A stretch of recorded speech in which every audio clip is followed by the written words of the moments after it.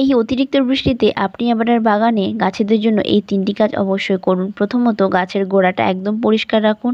গাছের গোড়া যেন সবসময় আগাছামুক্ত থাকে এবং এই সময় আপনারা হালকা করে পিঞ্চিংও করে দিতে পারেন গাছ যাতে বুশি হয়। তো দ্বিতীয়ত, বৃষ্টি থেমে গেলে আপনি নিম অয়েল প্রতিটা গাছে স্প্রে করে রাখুন। সঙ্গে চাইলে আপনারা লিকুইড ফার্টিলাইজার বানিয়ে প্রতিটা গাছের পাতায় স্প্রে করতে পারেন।